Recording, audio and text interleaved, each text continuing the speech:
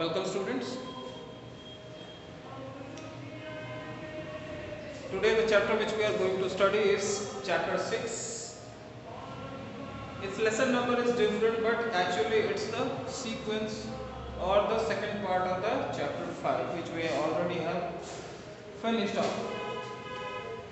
Chapter 5 was the 100 dresses part 1, and this is the continuation of that chapter, the 100 dresses part 2. What has happened in chapter 1? We will take a recap of that chapter. There is a girl called named Wanda Petronsky.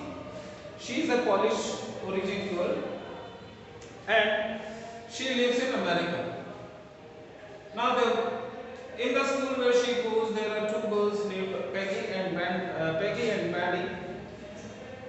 Peggy is a girl which is very famous. She also gets good scores, good marks, and has good drawing skills. Maddie is a poor girl, but she is a friend of Peggy. She always gets help from Peggy regarding her dresses or studies, all those sorts of things. Now, what made Peggy insult Wanda was that Wanda always wore a same blue faded dress which was not properly ironed. And Peggy whenever asked Wanda that how many dresses do you have, she always said 100 dresses. Then she asked how many pairs of shoes do you have, she answered 60 pairs. This made Peggy look very angry. This made Peggy very angry in fact, because it was very evident from her dressing that she only had one dress, that was the blue dress she was wearing always. But when she answered that she had 100 dresses, this made Peggy very angry, and now she teases her, asking those questions. Now the story continues. Wanda is absent from the school, and since 2 or 3 days she is not coming to see. There is a drawing competition going on in the school in which the topic for the girls is drawing of dresses. Peggy has also given her entries, and she is very confident that she is the person who is going to win that contest. When they get into the class, they see the class is full of dresses, designs of dresses which were hung on the walls, ceiling, wherever the place or wherever the space, it was all hung there. Miss Mason, the class teacher, announced that the girl who has won the competition for the drawing contest of dress designing was Wanda Petronsky, and these are all the 100 dresses which were designed by her. According to the teacher, the judges who were judging the contest winners, they said that any of the 100 dress designs, anyone could have made Wanda winner. This made Peggy feel that she was so confident. She felt guilty, or she felt silly that she was thinking that she could draw. Now when they observe the painting, they see that there are evidences that Wanda was talking about the dresses which she was designing in her drawing. One of the dresses which she had described earlier, that green dress with a red sash, and they have teased her by saying that it will look like a Christmas tree. Now that dress design was evident. Now that dress design was in front of them and was hung in front of them on the wall. Now she was the winner, and next this brings us to chapter 6. This is the 100 dresses part 2. It is work of Eleanor S. Now while the class was circling the room, the monitor from the principal's office brought Miss Mason a note. Miss Mason read it several times and studied it thoughtfully for a while. Then she clapped her hands. तो जब वो लोग class में घूम घूम कर drawings को देख रहे थे, उसी समय प्रिंसिपल के ऑफिस से मॉनिटर मिस मेसन को एक नोट लाकर देता है कागज में। मिस मेसन उसको कई बार पढ़ती है, थोड़ी देर सोचती है, उसके बाद अपने हाथों से ताली बजाकर कहती है attention class, everyone back to their seat. और पूरे क्लास को वो कहती है कि अपने अपने सीट पर जाकर बैठ जाइए। When the shuffling of feet had stopped and the room was still and quiet, Miss Mason said, "I have a letter from Vanda's father that I want to read to you." जब सभी बच्चे बैठना बंद कर दिए का मतलब है शांत हो गए, जब सभी अपनी बेंचेस पे पहुंच गए और क्लास में आवाज होना बंद हो गया पैरों का, उसके बाद मिस मेसन ने कहा कि मेरे पास वेंडा के पिता का एक लेटर है जिसे मैं आप लोगों को पढ़कर सुनाना चाहता हूं। Miss Mason stood there a moment and the silence in the room grew tense and expectant. The teacher adjusted her glasses slowly and deliberately. Her manner indicated that what was coming, this letter was from Vanda's father, was a matter of great importance. Everybody listened closely as Miss Mason read the brief. Miss Mason थोड़ी देर वहां चुपचाप खड़ी रही और जब teacher चुपचाप खड़े हो जाते हैं तो क्लास का सिचुएशन जो है ऐसे ही टेंस हो जाता है। तो वही हुआ कि पूरा क्लास जो है टेंस हो गया और एक्सपेक्टेड भी हो गया। टीचर उसके बाद अपने चश्मों को ठीक करती है, शायद जानबूझकर। उसका जो भाव था, टीचर का जो भाव था वो बता रहा था कि कुछ परेशानी वाला बात आने वाला है, क्योंकि ये लेटर जो है वेंडा के पिता का था और ये बहुत महत्वपूर्ण था। सभी कोई बहुत ध्यान से सुनने लगे जैसे मिस मेसन ने पढ़ना शुरू किया। नोट में क्या लिखा हुआ था? This is the note which has been sent from Vanda's father. Dear teacher, my Vanda will not come to your school anymore. Jake also. Now we move away to a big city. No more hollered flag. No more ask why funny names. Plenty of funny names in the big city. Yours truly, Jan Trotsky. ये काफी छोटा सा note है लेकिन काफी दुखदायी है, काफी भरे मन से लिखा गया नोट है। उसमें उसके फादर कहते हैं कि डियर टीचर, मेरी वेंडा अब आपके स्कूल और नहीं आएगी, जेक भी नहीं। जेक शायद उनके भाई का नाम है, तो जेक भी नहीं। हम लोग एक बड़े शहर जा रहे हैं। अब किसी प्रकार का ये यूज किया गया है फ्रेज ऑफ टीजिंग। तो अब कोई मजाक नहीं, कोई नहीं पूछेगा कि इतना मजाकिया नाम क्यों है, क्योंकि बड़े शहरों में इस तरह के फनी नेम्स बहुत होते हैं। A deep silence met the reading of this letter. Miss Mason took off her glasses, blew on them, and wiped them on her soft white handkerchief. Then she put them on again and looked at the class. When she spoke, her voice was very low. इसके बाद letter जैसे खत्म हुआ, teacher शांत हो गई। Miss mason ने अपने चश्मों को निकाला, उन पर फूंक मारी, उनको अपने सफेद रुमाल से साफ किया। उसके बाद उन्होंने उन चश्मों को फिर लगाया और उसके बाद क्लास की ओर देखा।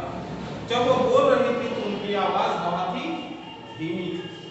I'm sure that none of the boys and girls in room 30 would purposely and deliberately hurt anyone's feeling because of his or her name happened to be a long, unfamiliar one.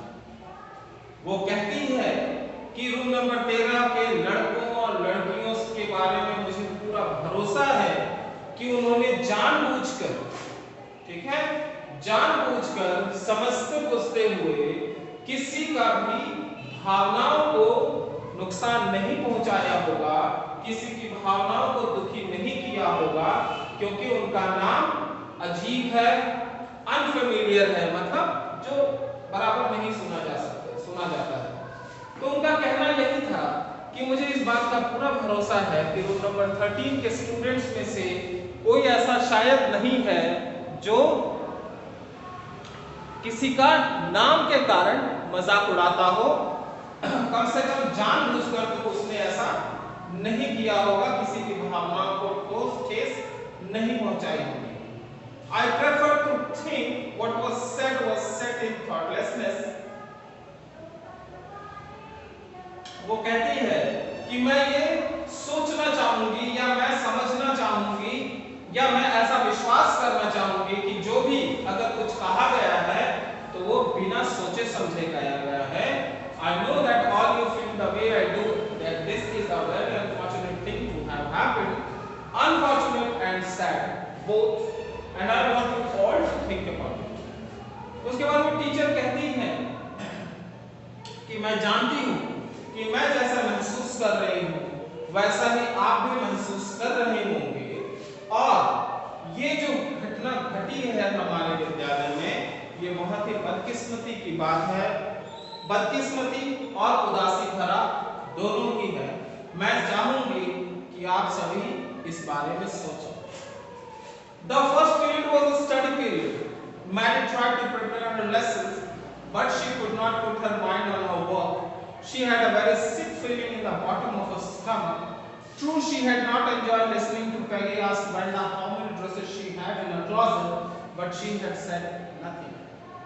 तो पहला period जो है वो पढ़ाई का था।